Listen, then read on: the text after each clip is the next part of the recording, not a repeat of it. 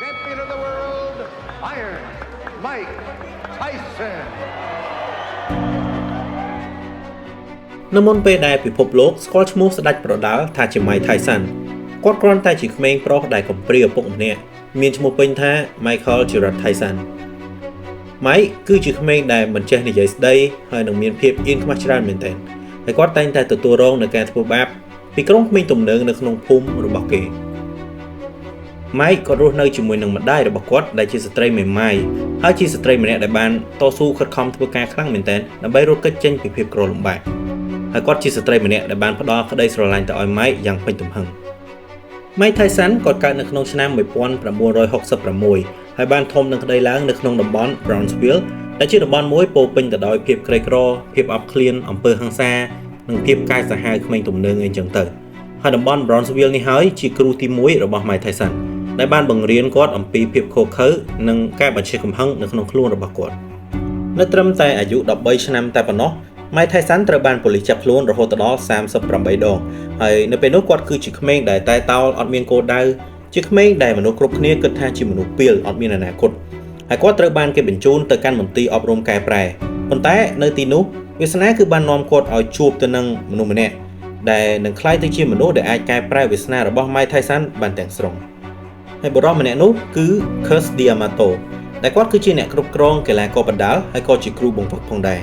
នៅពេលដែល Cus D'Amato គាត់បានជួបទៅនឹង Tyson នៅក្នុងលើកដំបូងអ្វីដែលគាត់បាននិយាយគឺខ្ញុំបានស្វែងរកក្មេងប្រុសម្នាក់នេះអស់ពេញមួយជីវិតនៃអាជីពរបស់ខ្ញុំហើយក្មេងប្រុសម្នាក់នេះក៏បានរងចាំខ្ញុំពេញមួយជីវិតរបស់គេដូចគ្នា Cus បាននាំ Mike ទៅកាន់ផ្ទះរបស់គាត់ដែលជាផ្ទះធំមួយនៅក្នុងសម័យ Victorian នៅក្នុងតំបន់ Catskill ដែលគាត់រស់នៅជាមួយនឹងភរិយារបស់គាត់គឺ Camille Ewald ជាលើកដំបូងនៅក្នុងជីវិតរបស់ Mike Tyson ដែលគាត់បានអង្គុយញ៉ាំអាហារពេលល្ងាចនៅលើតុជាមួយនឹងមនុស្សដែលយកចិត្តទុកដាក់តើគាត់ត្រឡប់មកដល់ផ្ទះវិញឬហើយនៅស្មើនឹងគាត់មានបន្ទប់ផ្ទាល់ខ្លួនគាត់មានទម្លាប់ដែលត្រូវធ្វើប្រចាំថ្ងៃហើយរៀងរាល់ថ្ងៃគាត់មាន Cus ដែលជាមនុស្សដែលផ្ដល់ក្តីស្រឡាញ់ឲ្យគាត់ពេញលេញបន្ទាប់ពីម្ដាយរបស់គាត់ហើយលោក Cus D'Amato គាត់បានក្លាយជាអាណាព្យាបាលស្របច្បាប់របស់ Mike បន្ទាប់ពីម្ដាយបង្កើតរបស់គាត់ត្រូវបានស្លាប់ដោយសារជំងឺ Cus គាត់តែងតែបង្រៀន Mike អំពីសិល្បៈនៃការប្រដាល់ហើយគាត់បានបង្រៀន Mike ដើម្បីឲ្យយល់ថាការប្រដាល់មិនមែននិយាយអំពីតែកំហឹងមួយមុខទេប៉ុន្តែវាជាភាពស្រស់បំព្រងនៃការប្រើកម្លាំងជំនួសឲ្យកំហឹងនៅកំឡុងពេលដែល Mike Tyson គាត់រស់នៅជាមួយនឹងឪពុកទី2របស់គាត់បានវឹកហាត់5ម៉ោងនៅក្នុងមួយថ្ងៃ5ថ្ងៃនៅក្នុងមួយសប្តាហ៍រហូតមកដល់ខែមីនាឆ្នាំ1985នៅក្នុងអាយុត្រឹមតែ18ឆ្នាំតែប៉ុណ្ណោះ Mike Tyson បានក្លាយជាកីឡាករប្រដាល់បែបអាជីពហើយការប្រកួតលើកដំបូងរបស់គាត់គឺមានរយៈពេលត្រឹមតែ1នាទីនិង47វិនាទីតែប៉ុណ្ណោះដែលគាត់បានផ្ដួលដៃគូប្រកួតរបស់គាត់គឺ Hector Mercedes ឲ្យសន្លប់នៅក្នុងទឹកទី1ពិភពប្រដាល់ក៏បានចាប់ផ្ដើមផ្ទុះការចាប់អារម្មណ៍ទៅលើអ្នកប្រដាល់វ័យក្មេងរូបនេះគឺ Mike Tyson ប៉ុន្តែមនុស្ស2នាក់ដែលគួរតែបានឃើញពីភាពជោគជ័យរបស់គាត់បែរជាមិនមានវត្តមាននៅលើពិភពលោកនេះទៅវិញគឺនៅក្នុងខែវិច្ឆិកាឆ្នាំ1985 Cus ដែលជាឪពុកទី2ឬមួយក៏អាណាព្យាបាលពេញសិទ្ធិរបស់ Mike Tyson ហ្នឹងគាត់បានទទួលមរណភាពដោយសារជំងឺរលាកសួតនៅក្នុងអាយុ77ឆ្នាំដែលនៅពេលនោះ Mike Tyson មានអាយុត្រឹមតែ19ឆ្នាំតែប៉ុណ្ណោះ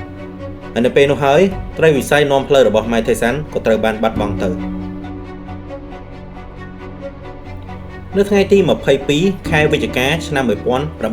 1986 Mike Tyson បានបោះជំហានឡើងលើរីងដើម្បីធ្វើការប្រកួតនៅ Las Vegas ដែលគាត់នឹងត្រូវវាយជាមួយនឹង Trevor Berbick ដែលជាជើងឯកទម្ងន់ធ្ងន់លំដាប់ពិភពលោក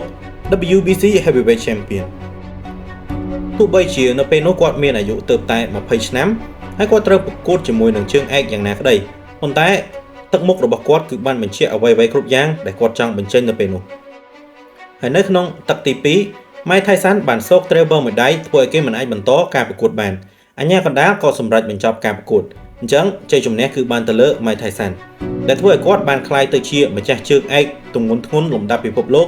ដែលមានវ័យក្មេងជាងគេនៅក្នុងកំណត់ត្រាពិភពលោកគឺនៅពេលដែលគាត់មានអាយុត្រឹមតែ20ឆ្នាំហើយកំណត់ត្រានេះក៏បានបន្តរហូតមកដល់ពេលសប្តាហ៍ថ្ងៃផងដែរគឺអត់ទាន់មានកីឡាករណាដែលអាចបំបែកកំណត់ត្រានេះបាននៅឡើយទេនៅក្នុងរយៈពេល1ឆ្នាំបន្ទាប់គាត់បានបន្តភាពជោគជ័យរបស់គាត់ដោយគាត់បានបន្ថែមខ្សែក្រវ៉ាត់ WBA និង IBF ដោយខ្លាចជាជើងឯកស្ដេចប្រដាល់ទម្ងន់ធ្ងន់របស់ពិភពលោកដែលកាន់កាប់ខ្សែក្រវ៉ាត់មកពី3ស្ថាប័នផ្សេងៗគ្នាហើយនៅពេលនោះក្រុមហ៊ុនធំ sponsor គឺតម្រង់ជួរគ្នាចាំធ្វើការជាមួយគាត់តែម្ដងសូម្បីតែអ្នកកាសែតក៏តាមដានគាត់គ្រប់ទីកន្លែងគ្រប់ប៉ុស្តិ៍ទូរទស្សន៍ចាក់ផ្សាយពីគាត់ស្ទើរតែគ្រប់ប៉ុស្តិ៍ហើយនៅលើគម្របទស្សនាបតីល្បីៗជាច្រើនក៏មានរូបគាត់ផងដែរ Mike Tyson គាត់រកលុយបានយ៉ាងច្រើនចេញពីភាពល្បីល្បាញរបស់គាត់ទាំងលុយដែលគាត់ទទួលបាននៅពេលដែលគាត់ឡើងវាយលុយដែលគាត់ទទួលបានពីក្រុមហ៊ុន sponsor ហើយនៅពេលនោះគាត់រកលុយបានសរុបរហូតដល់$400 លានធ្វើឲ្យគាត់ក្លាយជាកីឡាករប្រដាល់ដែលមានបំផុតម្នាក់នៅពេលនោះហើយគាត់បានប្រើ lifestyle ក្នុងការរស់នៅរបស់គាត់យ៉ាងស៊ីវិល័យគាត់រស់នៅក្នុងភូមិគ្រឹះយ៉ាងធំនៅក្នុងតំបន់ New Jersey មានឡានប្រណិតជាច្រើនគ្រឿងហើយថែមទាំងមានសត្វខ្លាជាសត្វចិញ្ចឹមរបស់គាត់ថែមទៀតផងហើយគាត់បានចំណាយលុយរាប់លាន$ទៅលើការលេងម៉ូដគ្រឿងអលង្ការរបស់គាត់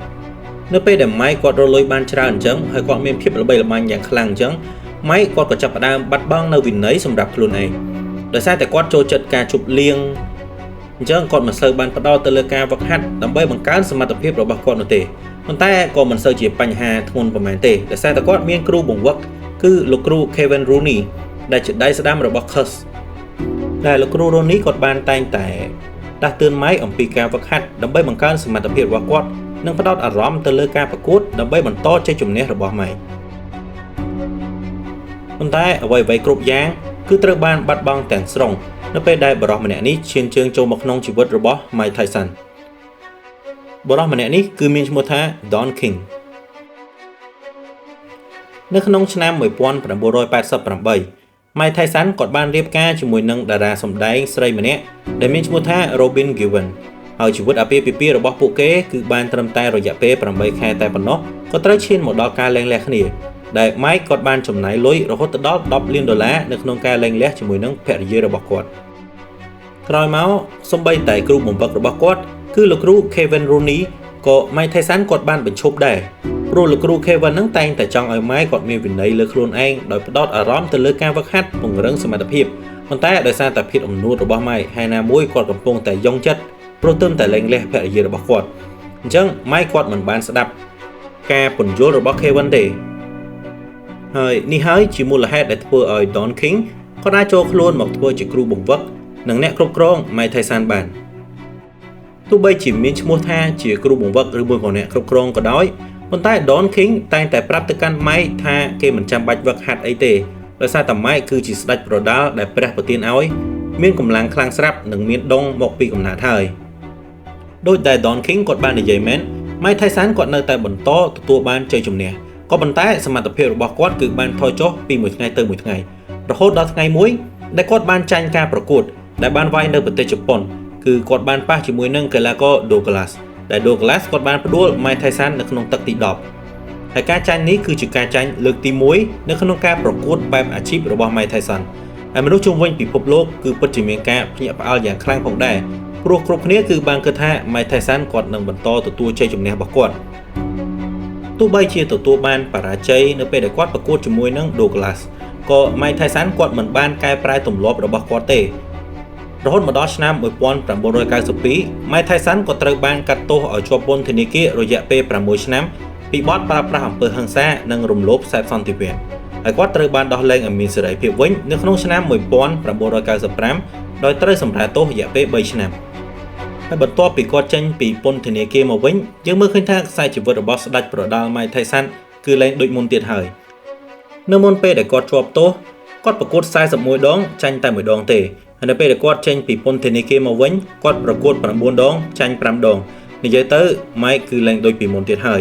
រឿងមួយទៀតគឺគាត់មានអត្តចរិតកាយសាហាវខ្លាំងជាងមុនដោយសារតែនៅក្នុងការប្រកួតឆ្នាំ1997គាត់បានខំស្លឹកត្រចៀកដៃគូម្ខាងទៀតគឺលោក Holyfield ដែលធ្វើឲ្យពិភពលោកមើលមកគាត់ថាជាកីឡាករដែលមានស្មារតីមិនល្អហើយ Mike Tyson ត្រូវបានគេដកសិទ្ធិការប្រកួតជាបណ្ដោះអាសន្នហើយនឹងពិន័យជាប្រាក់$3 លានផងដែរអញ្ចឹងហើយជីវិតរបស់គាត់បន្ទាប់ពីគាត់ចេញមកពីពន្ធនាគារវិញហ្នឹងមើលទៅគឺពិតជាគួរឲ្យខ្លោចផ្សានិងគួរឲ្យអាណិតមែនទែនហើយគាត់បានបន្តអាជីពប្រដាល់របស់គាត់គឺគាត់បានប្រកួតរហូតមកដល់ឆ្នាំ2005ប៉ុន្តែមិនមែនដោយសារតែចិត្តគាត់ចង់ទេព្រោះរឿងប្រកួតរឿងប្រដាល់ហ្នឹងគឺជារឿងតែមួយគត់ដែលគាត់អាចធ្វើបាន